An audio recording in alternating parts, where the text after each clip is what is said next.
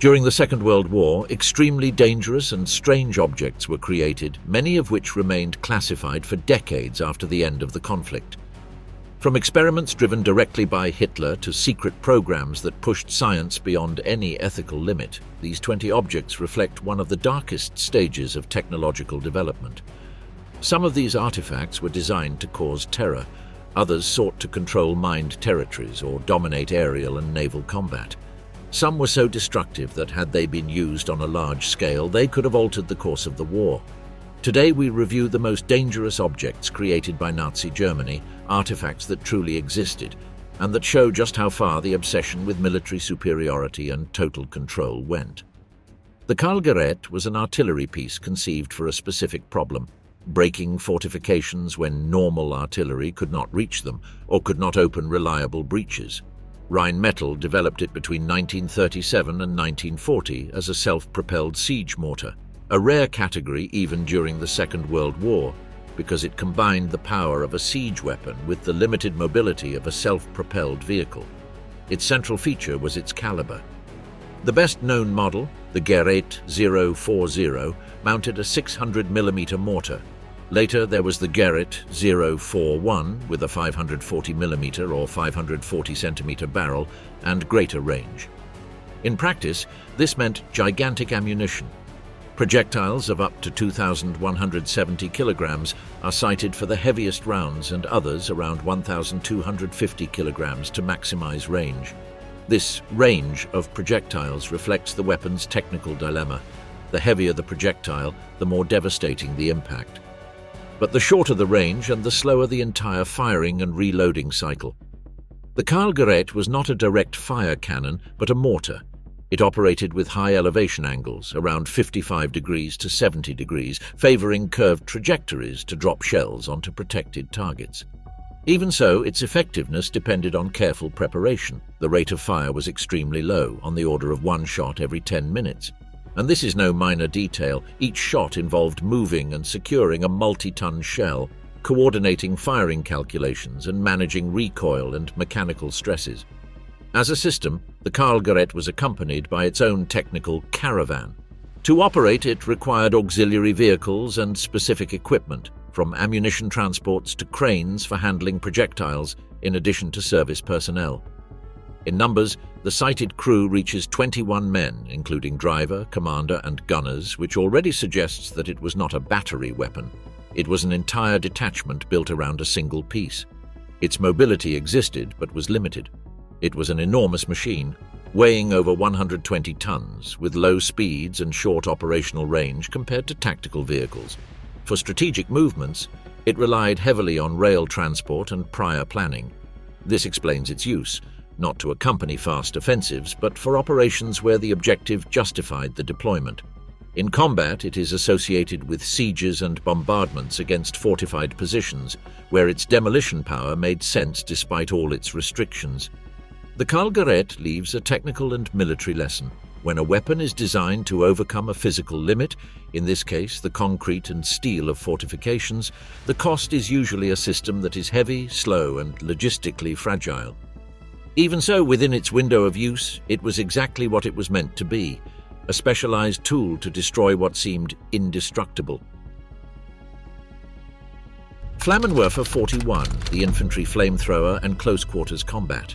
The Flamethrower 41, or FMW-41, was the standard flamethrower of the German army from 1941 onward, developed as an evolution of earlier models that had proven too heavy and difficult to operate. Its tactical role was clear: to clear trenches, bunkers, and buildings where the enemy could resist with an advantage, forcing them to retreat or abandon enclosed positions. It was not a line weapon for long-range exchanges. It was an assault tool designed for the final stage of combat. In technical terms, the FMW-41 was a backpack system with tanks and a handheld lance or projector. The fuel was not loose gasoline, but a thick incendiary mixture known as Flamol 19, a blend of tar and gasoline that improved adhesion and thermal effect.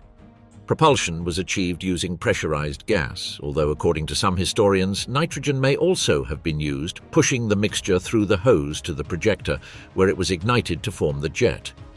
Its figures help to explain both its danger and its limitations. An effective range of about 32 meters is cited, along with a loaded weight of around 28.7 kilograms, a fuel load of 11.8 liters, and a total discharge duration of roughly 10 seconds, normally delivered in short bursts rather than continuously. That very brief duration reveals the reality of the weapon. The operator did not have a lot of firing time, but rather seconds that had to be used with precision at the exact moment. The FMW-41 also illustrates a classic problem of flamethrowers, their enormous psychological impact and the equally enormous risk to the person carrying them. By design, the operator must approach closely, expose himself, and concentrate on guiding the jet. In addition, he carries bulky equipment that limits mobility and makes him easily identifiable. The model's own history records practical difficulties. In the winter of 1941, for example, failures of the ignition system were reported due to cold conditions, leading to later modifications of the ignition mechanism. In production, it was a real and widely issued weapon, not an isolated prototype. Tens of thousands are cited as having been manufactured up to 1945, which explains its presence on different fronts and in urban combat. Its typical use fell to assault units and combat engineers, integrated with infantry for the task of clearing positions, especially where the enemy made use of structures, basements, or deep trenches. As a historical object, the Flammenwerfer 41 sums up an uncomfortable truth of combat. Sometimes technology does not seek precision or elegance, but rather the forced control of space.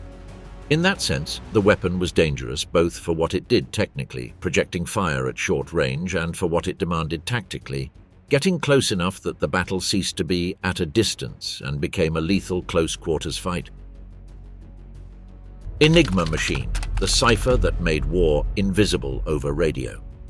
Enigma was not a weapon that destroyed buildings, nor a device designed for the front lines as such, but its impact was just as dangerous. It allowed orders, reports, and military coordination to travel by radio with a level of secrecy that for long stretches of the war, Germany considered practically unbreakable.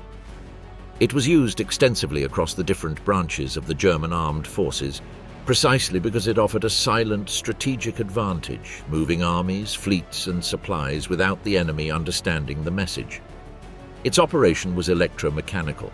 The operator typed a letter and, instead of printing it, the machine lit up a lamp showing the encrypted letter. Inside the heart of the system was the rotors, discs with internal wiring that performed electrical substitutions. What was decisive was that the rotors rotated with each keystroke, changing the circuit so that the same letter could be encrypted differently if it appeared more than once. In other words, the system generated an automatic and continuous polyalphabetic substitution. Added to this base were two key components. One was the reflector, called the Umkehrwalzer, which sent the current back along a different path, making Enigma reciprocal. With the same settings, encrypting and decrypting were the same process. The other was the connection panel, the plug board or steckerbrett, where the operator swapped pairs of letters before and after the signal passed through the rotors. That detail multiplied the key space and enormously complicated cryptanalytic attacks. But Enigma also carried a technical paradox that would ultimately be exploitable. Because of the reflector's design, no letter could ever encrypt to itself.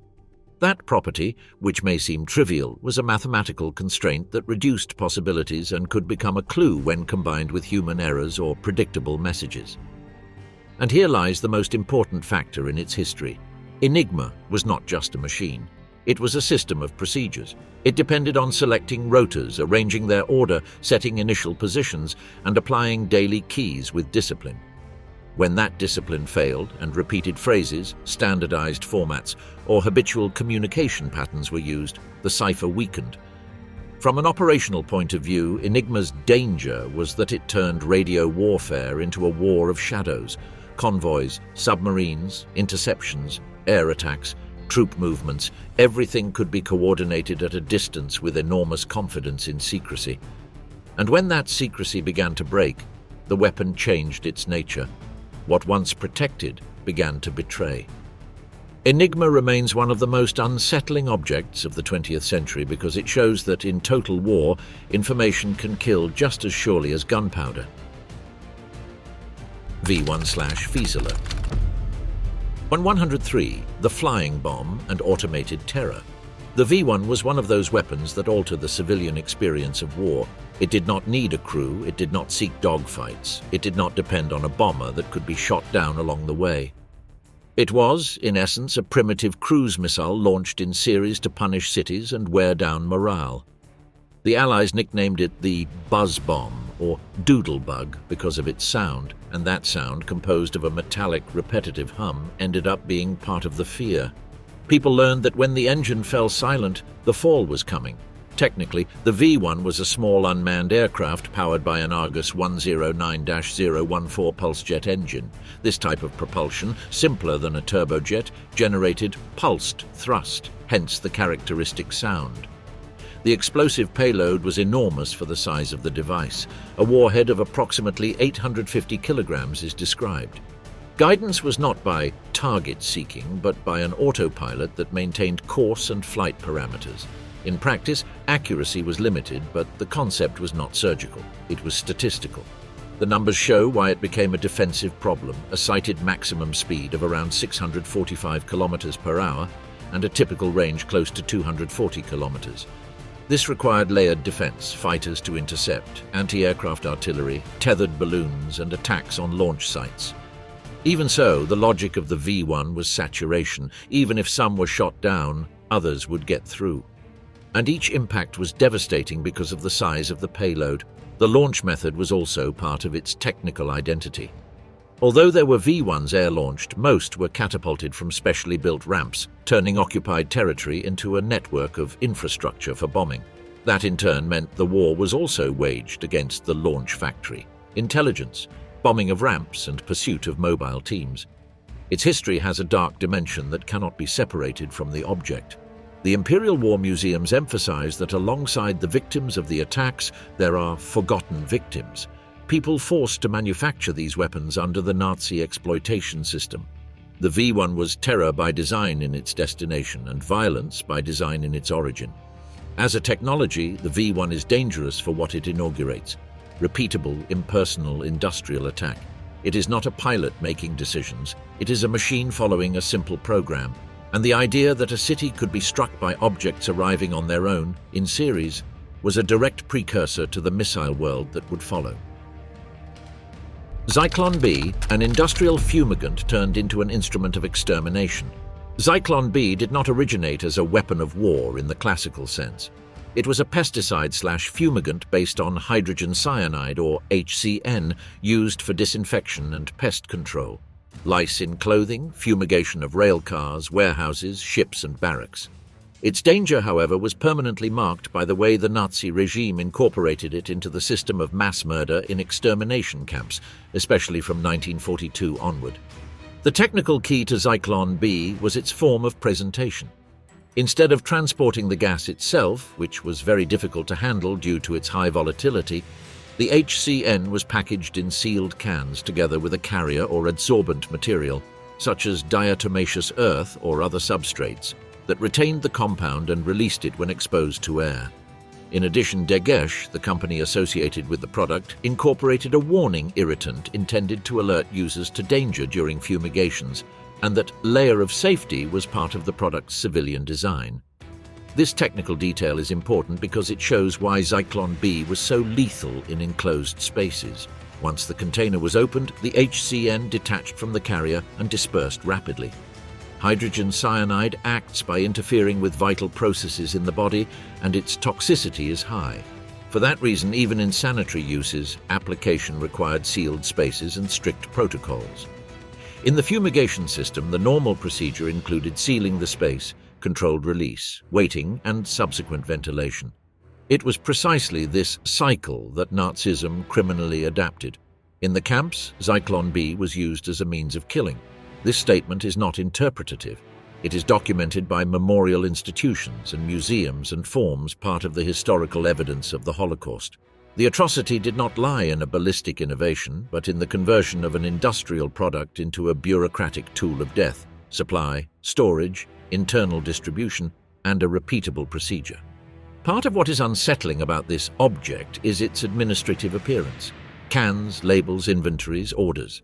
After the war, some corporate figures linked to its supply were put on trial. The history of Zyklon B became irreversibly associated with the crime. As a technology, it is a brutal reminder that a chemical system designed to fumigate pests can be transformed into a weapon when combined with a state apparatus of dehumanization and extermination. And that is its true danger, not only what the compound does, but what a political structure can decide to do with it. Moving from invisible poison to visible demolition, the next object shows the opposite extreme, a machine designed to destroy fortifications with blows of steel and tons of force. Schwerer Gustav, the 80-centimeter railway gun that turned firing into a logistical operation. Schwerer Gustav was the most extreme example of an idea that obsessed part of the German high command before and during World War II. If a fortification is too thick for standard artillery, then you have to build a weapon capable of breaking it through sheer mass and energy. It was not an improved cannon, but a gigantic system that turned each shot into an engineering event. Krupp developed it in the late 1930s with a very specific initial objective: to be able to penetrate large thicknesses of reinforced concrete and steel in top-level defensive works, such as those represented by the Maginot Line in the German military imagination. The defining fact about Gustav is its caliber, 800 millimeters. In artillery, increasing caliber is not a minor detail. It completely changes the type of ammunition, the loading system, recoil, mounting stability, and above all, logistics. Gustav's shells were so heavy that they were not handled as ammunition, but as industrial loads. The most cited figures refer to two main families: an explosive shell of around 4.8 tons and an armor-piercing shell of about 7 tons, designed to penetrate hardened structures before detonating or causing internal destruction. The range also depended on the ammunition and propellant charge, but it is usually placed at a maximum of approximately 47 kilometers under ideal conditions. The platform was railway-based out of necessity. A weapon of that size could not move on roads or be repositioned like field artillery. Gustav lived on rails, which meant the terrain had to adapt to the weapon, not the other way around. To fire, it required a pre-prepared emplacement: leveling, embankments, platforms, support points, and in many cases double parallel tracks to distribute the weight and allow adjustments. Even horizontal aiming was not done by turning a turret, but by moving the entire assembly along curved sections or railway configurations that provided minimal aiming capability. This reveals an operational limit. The weapon did not seek targets. It was installed in a location from which it could cover a predefined sector. The size of the system is also understood from its mass. The most widely cited figures place the assembly at around 1,350 tons. At this scale, transporting the weapon meant disassembling it into components and moving them on special trains. It was not a tactical transfer, but a heavy transport operation. Assembly also required cranes, lifting equipment, specialized tools, and highly trained personnel. Hundreds of men were involved in assembly and direct operation, and thousands more to prepare the railway infrastructure and secure the surroundings. And that environment was a strategic problem. Gustav was impossible to hide. Its presence revealed railway activity, earthworks, and troop concentrations, making it a priority target for reconnaissance and attack. The rate of fire was another indicator of its real nature. Although it could fire with power difficult to match, it was not a volume weapon. Loading a multi-ton shell, adjusting the shot, managing recoil, and checking the mechanics meant that the typical rate was on the order of one shot every 30 to 45 minutes, depending on sources and conditions. In other words, each impact could be devastating, but each shot required time, calm, and security around it. This made it suitable for a specific scenario: prolonged sieges and fixed targets. Historically, Gustav's most cited use was during the siege of Sevastopol in 1942, where the goal was to destroy deeply prepared Soviet fortifications, underground depots, and protected artillery positions. That theater had two indispensable requirements for such a weapon to make sense: time to build the emplacement and targets that did not move. In a maneuver war, a railway colossus arrives late or reaches a place that has already changed.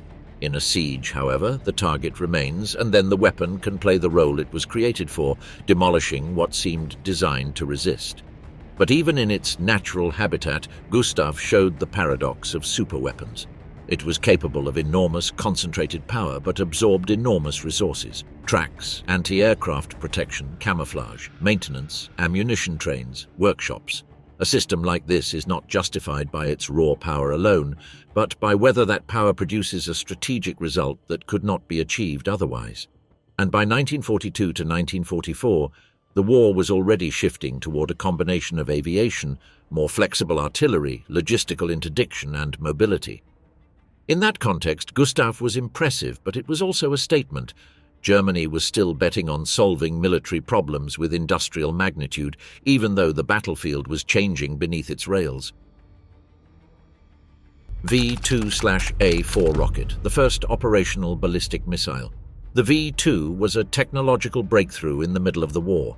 For the first time, a long-range projectile could be launched into the stratosphere and fall on a city at supersonic speed, with no real possibility of interception using the defensive means of the time. Unlike the V1, which was essentially an unmanned aircraft and could be hunted or shot down, the V2 inaugurated the logic of the ballistic missile. By the time the target realized, it was already too late. Its development was concentrated at the Peenemünde Center under the rocket program led by Wernher von Braun and a military-industrial network seeking a reprisal weapon. The design, known internally as A4, used a liquid fuel engine and a gyroscope control system that stabilized flight during the powered phase. In practical terms, the missile launched vertically, accelerated for a short period, reached high altitude, and then followed a ballistic trajectory to the target. It was not a surgically precise weapon by modern standards. Its dispersion could be large. But for an urban target or an industrial area, the goal was impact and terror, not millimetric accuracy.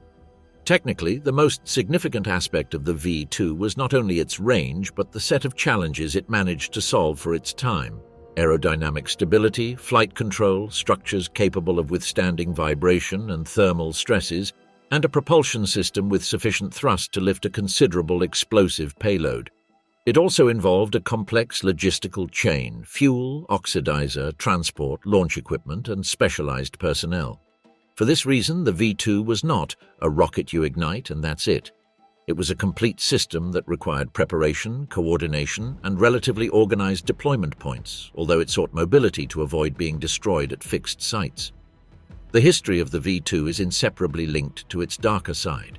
Its production and assembly relied on forced labor under brutal conditions, especially in underground facilities connected to Dora Mittelbau and the Mittelwerk factory. In human terms, the V2 program did not only cause deaths at the impact sites, it also left a huge toll among those forced to manufacture it. As a historical object, the V2 is dangerous for two reasons. The first is direct. It was a long-range attack weapon that spread destruction without effective warning. The second is its legacy. After 1945, V2 technology was studied and absorbed by victorious powers, becoming an early foundation for missile development and later for space rocketry. In this sense, the V2 was not just a Nazi weapon, it was the practical beginning of an era in which the sky ceased to be a defensive barrier and became an attack corridor. The Ahnenerbe's occult collection: objects, symbols, and pseudoscience as a tool of power.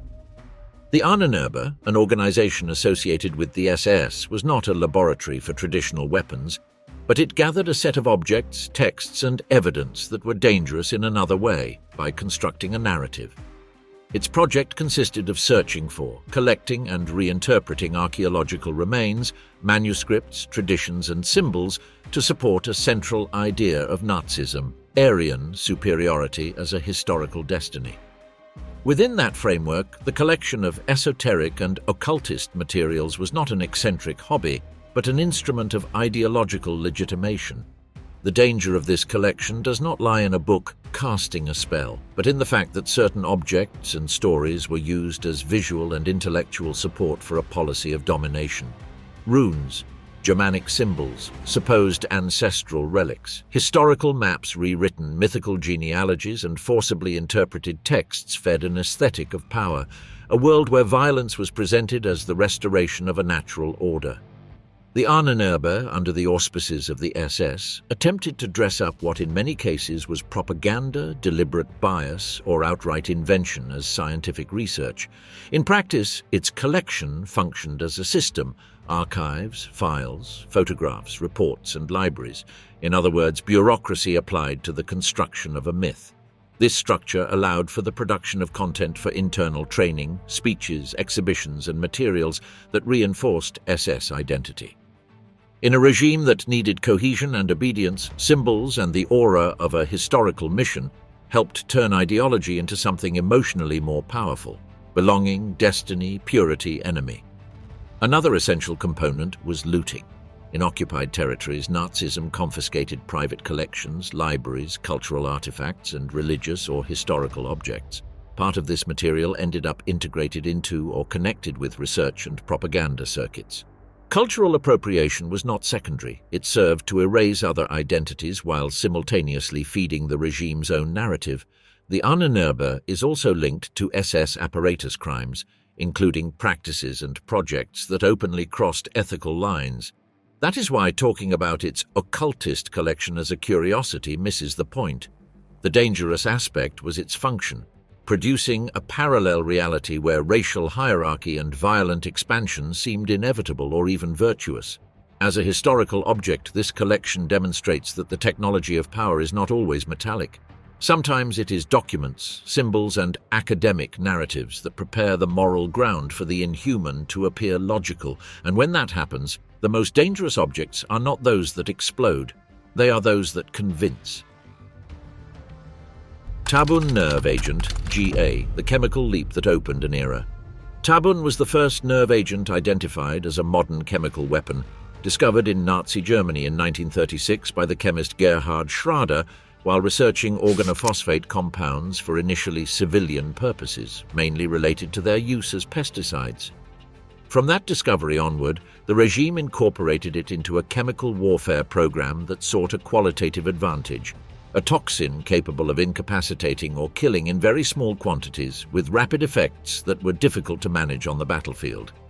What makes Tabun technically distinct is not its mystery, but its mode of action. Like other nerve agents, it inhibits an enzyme essential for the normal functioning of the nervous system, acetylcholinesterase. When this inhibition occurs, signals that should shut off remain active, which can lead to respiratory failure and death in a short time if exposure is sufficiently high. The practical result is chilling. It is not a visible injury, but a physiological collapse caused by chemical interference with the body's control systems.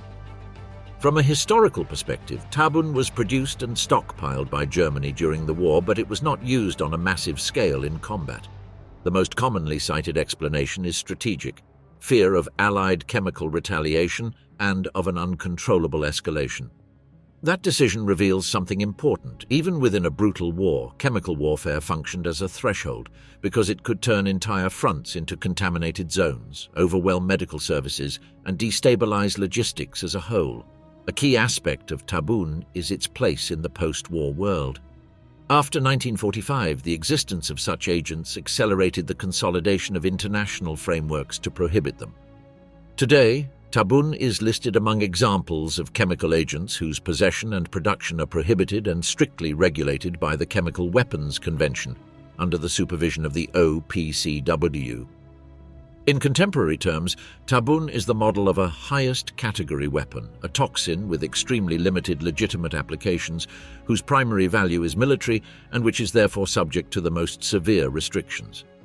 In the imagery of Nazi armament, Tabun shows the least visible side of power, the will to manufacture an absolute advantage without craters or rubble, using only chemistry.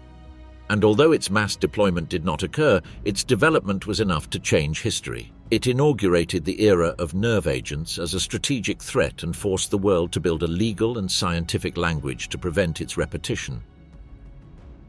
Messerschmitt Me 262, the airplane that anticipated the post-war era in 1944. The Messerschmitt Me 262 was the first operational jet fighter to enter service in a real conflict. It was not an isolated experimental prototype. It flew combat missions and forced its adversaries to adapt tactics and priorities. Its relevance is not explained only by being faster, but by what it introduced. the end of the hegemony of the propeller plane as the dominant tool in the air.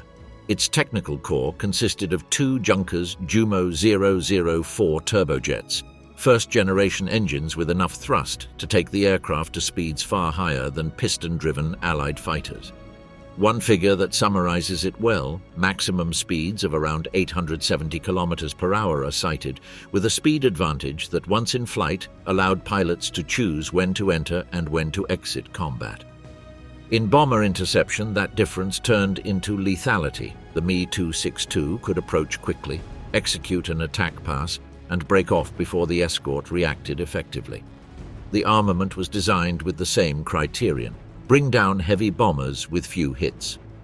The Me 262A Schwalbe, for example, is cited with four 30mm Mk108 cannons, a configuration intended to destroy large targets in short bursts. In practice, this forced German pilots to invent new tactics because the excess speed made aiming precisely difficult. The closing distance to a bomber could be so fast that the window for firing was brief. However, the Me 262 was also a victim of its time. Jet engines then were fragile and required intensive maintenance. Moreover, Germany faced material shortages, bombings of infrastructure, and increasing operational pressure. This explains a key point: the aircraft was more vulnerable precisely where it seemed least like a superweapon, during takeoffs and landings, when its acceleration and response could not compensate for exposure. At these moments, the Allies concentrated attacks on airfields and approach routes, attempting to destroy jets in their weakest phases. Adding to this was a doctrinal problem.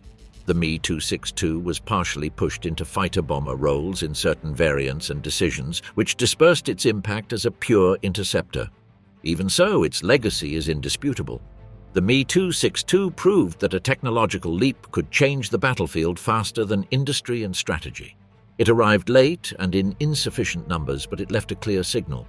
The aerial warfare that followed would no longer revolve around propellers, but around turbines. V3/Hochdruckpumpe cannon, multi-charge artillery for long-range bombardment. The V3 was a German attempt to turn artillery into a strategic weapon of continuous punishment, but without relying on bombers. Its codename, Hochdruckpumpe, meaning high-pressure pump, sought to conceal the true purpose of the project: a fixed gun capable of firing projectiles at long distances using an uncommon principle, the multi-charge system.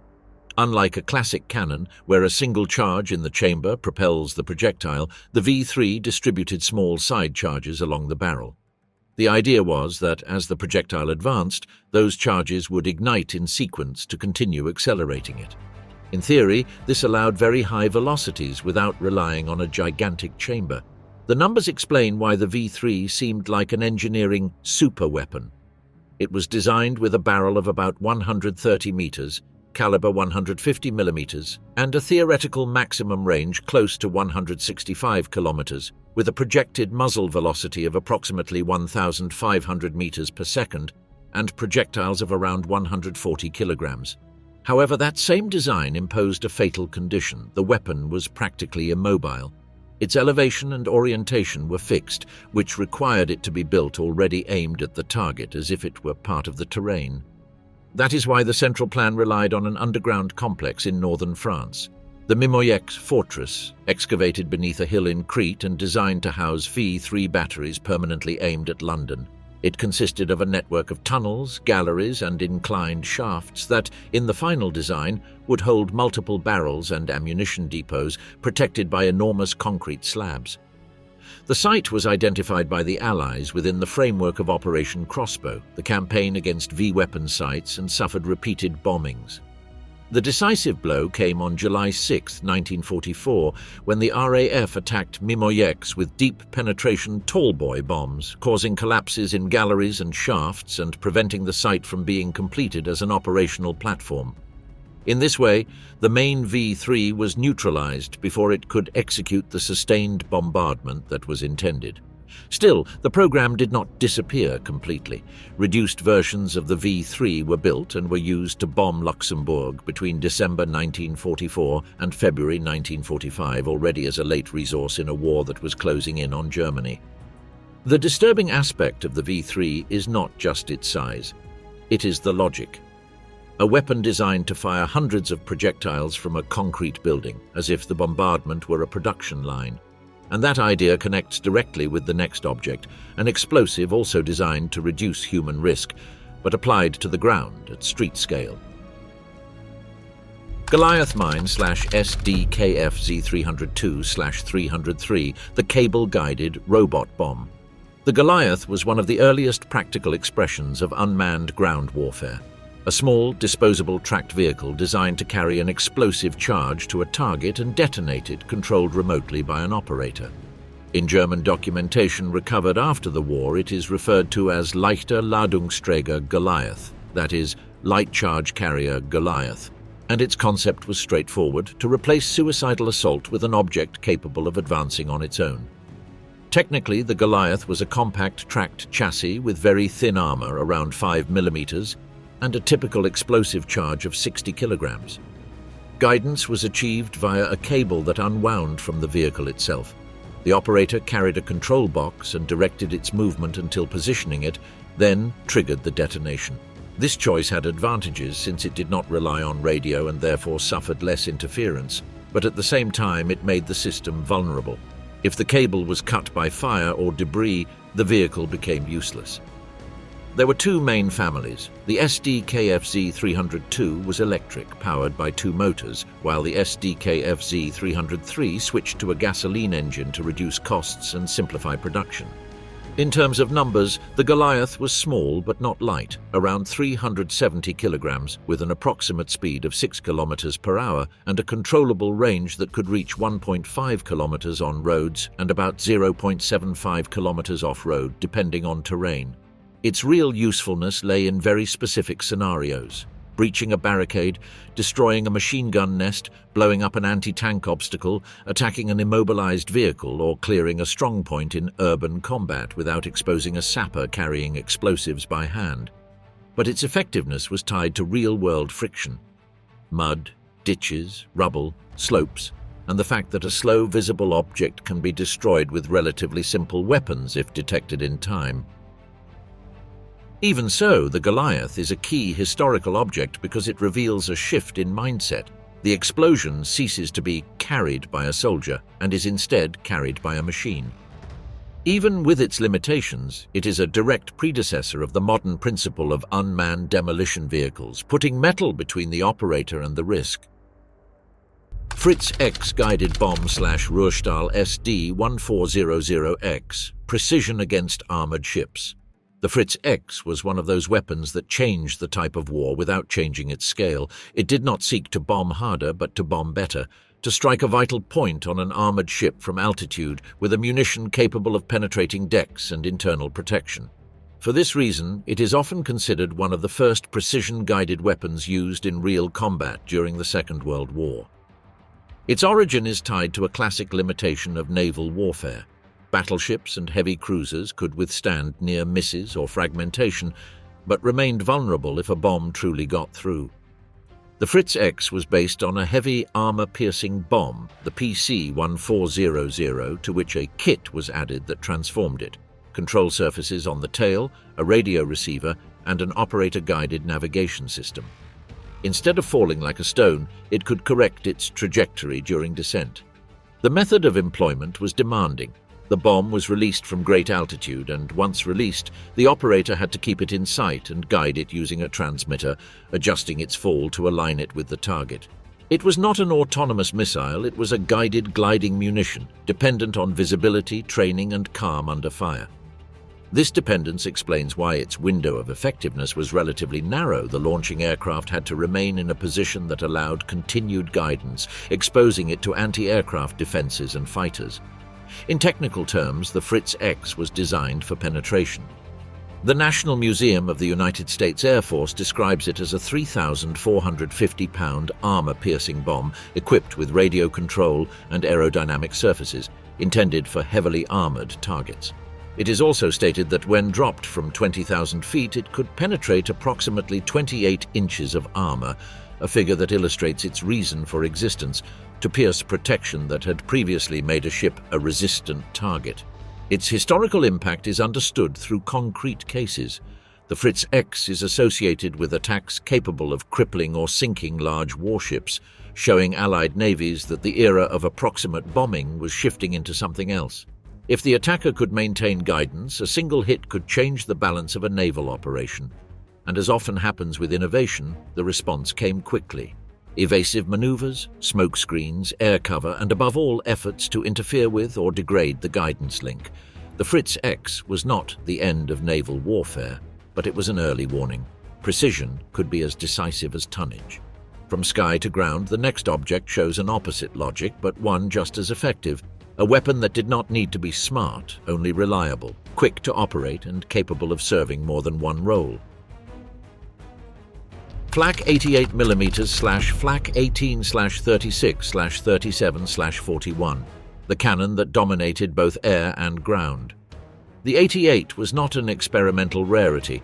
It was a family of German anti-aircraft guns that earned a fearsome reputation for one very simple reason. It combined power, high initial velocity, and versatility.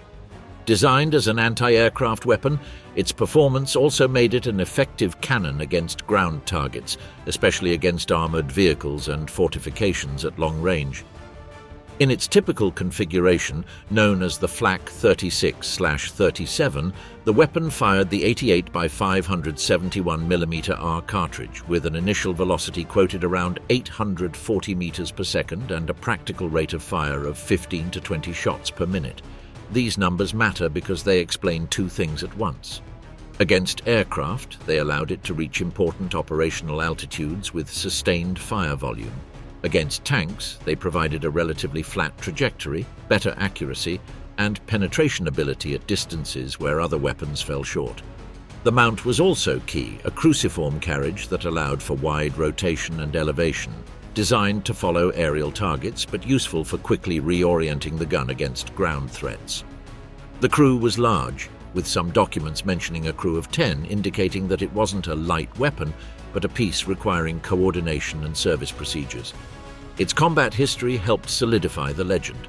The Flak 18 was available in limited quantities during the Spanish Civil War, where its usefulness against ground targets was already observed, and during World War II it expanded as the backbone of Germany's anti-aircraft defense. Production figures show this scale. The reference page lists 21,310 units, including all variants, making it a massive object, not an isolated myth. There was also a technical evolution. The Flak 41 sought greater anti-aircraft performance with more powerful ammunition, the 88 by 855mm R, and an initial velocity quoted at 1,000 meters per second, increasing its effective ceiling. But its production was more complex and less numerous. This reveals the typical dilemma. Higher performance meant greater industrial demands at a time when Germany was already under extreme pressure on materials, factories, and transport. The Flak 88 was dangerous because it didn't rely on technological surprise, but on practical quality. It worked, could be deployed, integrated, and could change roles when the front demanded it. In a war where control of the air and stopping armored vehicles were two of the most critical problems, having a single piece capable of contributing in both fields made it an especially feared tool. Panzer VIII Maus, the mobile fortress that became a physics problem. The Maus was born from a very specific obsession of the German High Command to build an armored vehicle that, in a frontal confrontation, would be virtually untouchable. The result was a super-heavy tank that took the idea of invulnerability to the point where the real enemy ceased to be the rival cannon and became the terrain, bridges, fuel, and Germany's own industrial capacity in 1944. The Maus was completed in July of that year, and although it never saw combat, its real existence was confirmed by the prototypes built. In numbers, the Maus broke the scale. 188 tons, a figure that makes it the heaviest fully armored combat vehicle ever built. This mass wasn't a detail, it defined its entire operational life. To move, it relied on a powerful engine and a complex transmission system. Even so, its quoted top speed was only 20 kilometers per hour, and its practical range was limited by enormous fuel consumption and the difficulty of maintaining it in real wartime conditions. Armor was the central promise. The technical sheet summarizes the logic. 200 mm on the front of the hull and up to 220 mm on the turret front, with extremely thick sides by the standards of the time. In theory, this made it capable of absorbing impacts that would destroy any other tank. And as a countermeasure, the Maus was armed not only to withstand but to dominate at range. 128 mm KWK-44L/55 main gun, accompanied by a 75 mm coaxial and a machine gun. In other words, a weapon designed to penetrate enemy armor from far away, with a second gun for softer targets or quick adjustments without wasting main ammunition. The problem is that a tank doesn't live on a specification sheet. It lives on roads, bridges, mud slopes, railroads, workshops, and supply lines. And there, the Maus became dangerously impractical. A 188-ton vehicle challenges nearly any infrastructure, many bridges couldn't bear it, and rail transport required surgical planning. Even maneuvering in a retreating front was a risk. If the tank broke down or ran out of fuel, recovering it was nearly impossible. This paradox explains why the Maus is so unsettling as an object. It is the point where the desire for technical supremacy crashes into logistical reality. Germany had 2 chassis and 1 turret completed. The project was left incomplete when the test grounds were captured by the Soviet army. What remains is the image of an armored beast that, had it existed in significant numbers, would have been a serious tactical problem in defense of fixed points. But in the real war of 1944-45, it was an impossible luxury. Horten Ho 229, the jet flying wing that tried to break aerial warfare. The Horten Ho 229, also known as the Horten H.IX in its early stage, was Nazi Germany's most radical attempt to combine 2 concepts ahead of their time: the flying wing and jet propulsion. It was not just another airplane, it was an architectural change. Instead of the conventional fuselage and tail, the design concentrated nearly everything in a delta-shaped wing, aiming to reduce aerodynamic drag and gain efficiency and speed. Its operational history shows a race against time. The first prototype, the H.IXV-1, was an unpowered glider that made its first flight on March 1, 1944. Then came the H.IXV-2, equipped with Junkers Jumo 004 jet engines, with its first powered flight in December 1944. The plan was to move from prototypes to production, but the Horten brothers lacked sufficient industrial capacity, so manufacturing was outsourced to Gotha Wagon Fabric, illustrating another tension in the project. A brilliant aerodynamic idea needs a factory to turn it into metal, wood, tolerances, and maintenance. The most famous surviving object is the Ho 229V3, captured incomplete and now preserved in a museum collection. In its description, the Smithsonian defines it as a 2-engine jet aircraft with a delta/flying wing shape, steel fuselage, and wooden coverings with specific dimensions. A wingspan of 16.8 meters and a length of 7.47 meters. These numbers help visualize it. It wasn't a micro-experimental prototype, it was a full-sized combat aircraft. Why was this design dangerous in military terms? Because it promised a different attack profile. The speed of a jet already complicated interception. If the aircraft also offered less aerodynamic resistance and an atypical silhouette, air defenses based on propeller fighters and visual prediction had to adapt. However, like almost all late weapons, the Ho 229 faced material limitations, insufficient testing time, and an industry under bombardment. It should also be emphasized that the HO 229 was never a mature system. It was an advanced prototype, not a deployed aircraft in squadrons. That's why its history is so unsettling. It shows that even on the verge of collapse, the Reich was still investing in technological leaps pointing to a future of aerial warfare dominated by turbines and unconventional designs. ZG 1229 Vampir/Zyklon 1229, see in the dark, but paying with weight and fragility. Towards the final stretch of the war, Germany attempted to solve a limitation that conditioned almost all land combat: the night. In 1943 to 1944, the Zyklon 1229, codenamed Vampir, was developed, an active infrared night vision system primarily designed to be mounted on the STG-44. It wasn't thermal vision as we imagine it today. It didn't detect body heat. It worked like an invisible spotlight. It emitted infrared light, and an image converter turned it into a visible image for the user. That technical detail defines it completely. Since it was an active system, it required a spotlight and constant power, making it bulky. Sources describing the equipment agree on the scale of the problem. The Sight Plus spotlight assembly weighed about 2.26 kilograms, and the battery pack stored in a wooden box, plus an additional battery for the converter, could weigh around 13.59 kilograms, carried on a harness or a Tragegestel 39 structure in a modified container. In other words, the soldier didn't just carry the rifle, he carried an entire system with reloads, maintenance, and logistical limits. Was it worth it? In theory, yes. The Vampire offered a crucial advantage of seconds to identify silhouettes, movements, and positions when the opponent was still blind. There are reports that a standing man could be distinguished from tens of meters away, and some documents mention around 70 meters in favorable conditions, especially if moving. That fits its plausible use: patrols, ambushes, perimeter defense, close-range night actions where the first shot decides life or death.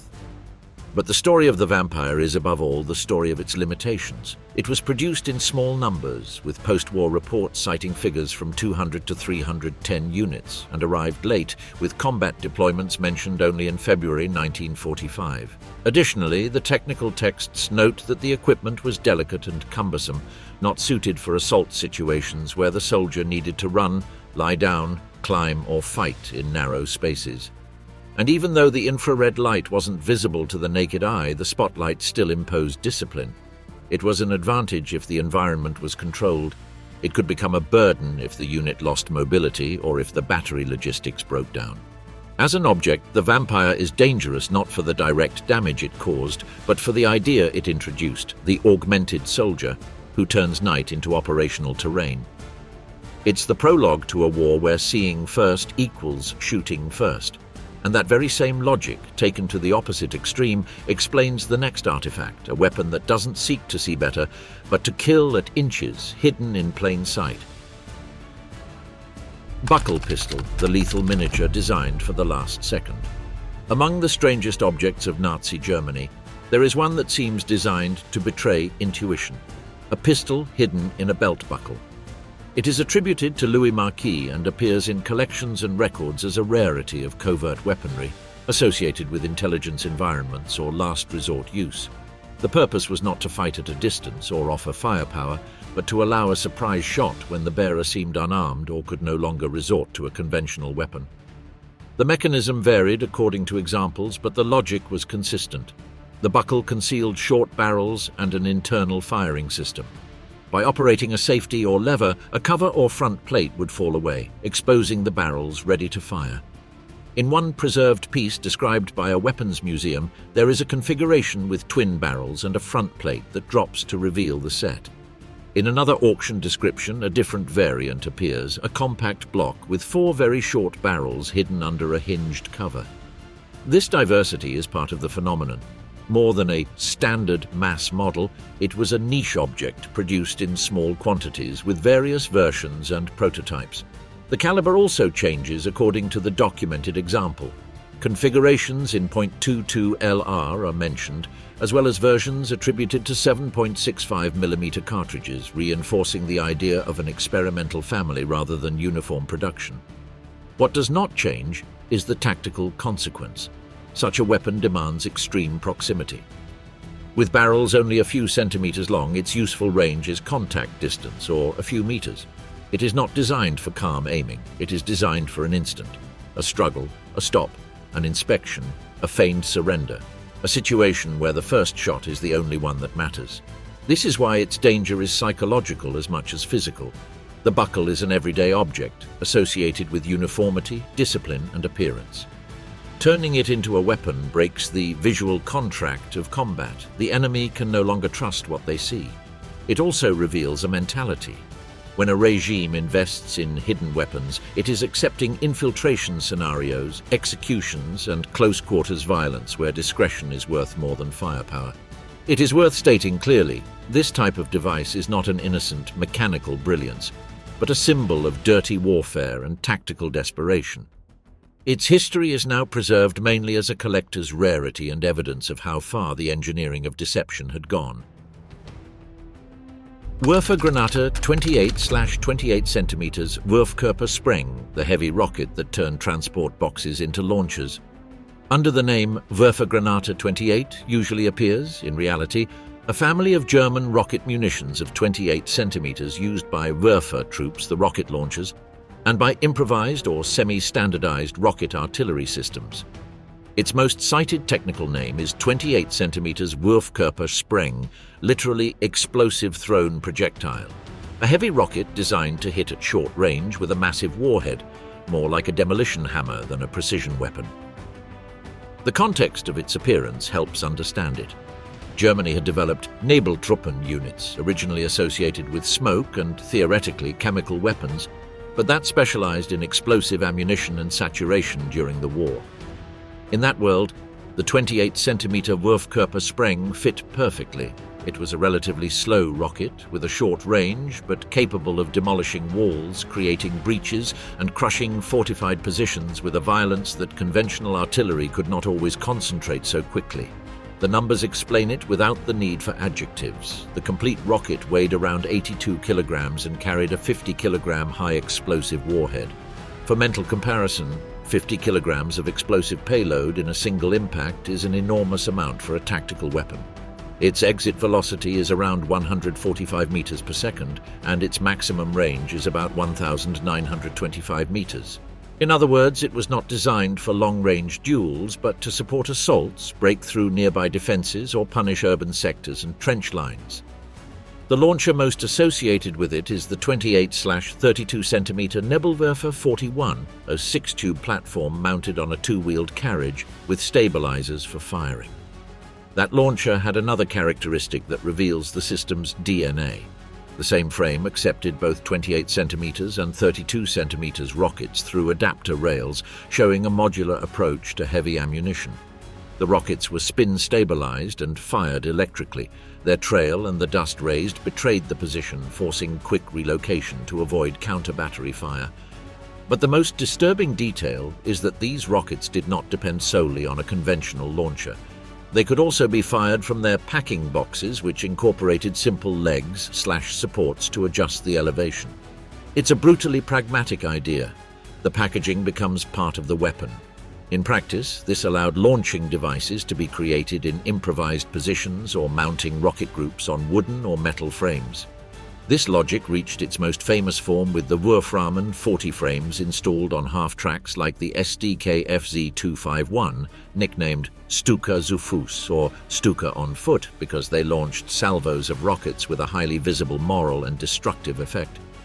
The result was a mobile system, quick to deploy, capable of launching high-explosive strikes on nearby targets, strong buildings, barricades, resistance nests, urban areas. It was not a clean weapon, it was a shock weapon. As a technological history, the Werfer-Granate 28 shows a transition from artillery that calculates and adjusts to rocket artillery that saturates and destroys with simpler ammunition and logistics adapted to the chaos of the front. And it leaves a very concrete lesson. Sometimes the most dangerous object is not the most sophisticated, but the one that turns an industrial idea into a repeatable mechanism of violence. Steel hand graniter, Model 24/M24, the hand hammer that bet on blast effect. The steel hand granite 24, known as the M24, was the standard hand grenade of the German army at the beginning of the Second World War, and one of the most recognizable silhouettes of the conflict, a cylindrical metal head screwed onto a wooden handle. Its design did not aim as much at fragmentation as other contemporary grenades, but rather at a primarily concussive effect, or concussion blast, a strong shock wave in enclosed spaces or at short range. The M24 was a refinement of First World War models. The steel hand granite family had existed since 1915, and by 1924 an improved version was standardized, better suited for mass production and regular use. This lineage matters because it explains its philosophy. The handle offered a concrete advantage over ball-type grenades. It provided greater throwing leverage, making it easier to throw farther or with more control, especially when wearing gloves, dealing with mud, or under combat stress. In terms of dimensions, museums help establish its real scale. The Imperial War Museums record examples with lengths on the order of 350 millimeters and head diameters around 65 millimeters. The Australian War Memorial describes the structure in detail: a thin steel head containing the explosive screwed onto a hollow wooden handle, through the center of which runs a double cord connected to a friction igniter and, at the lower end, to a porcelain ball protected by a metal cap. This assembly defines its technical identity. The grenade was, in essence, an explosive container with an initiation system integrated into the handle itself. A key element is the delay. Modern documentation on the M24 mentions a timed fuse of approximately 4 to 5 seconds. That margin was sufficient to throw it and seek cover, but also short enough to prevent prolonged reactions in enclosed spaces. In urban combat, trenches or rooms, that combination of a short delay and concussive effect made it especially feared. It did not need to fill the air with shrapnel to force a person to abandon a position. The design itself, however, came with a trade-off. Having a relatively thin casing and prioritizing blast, its fragmentation was less than that of grenades deliberately designed to produce shrapnel, such as the British Mills bomb. To compensate in certain uses, there existed the concept of a fragmentation sleeve or jacket, defensive variants that turned the explosion into something closer to a fragmentation grenade. This duality also makes it interesting as an object. A standardized base capable of adapting to different roles depending on the accessory and the context. In practice, the M24 became integrated into the material culture of the German soldier.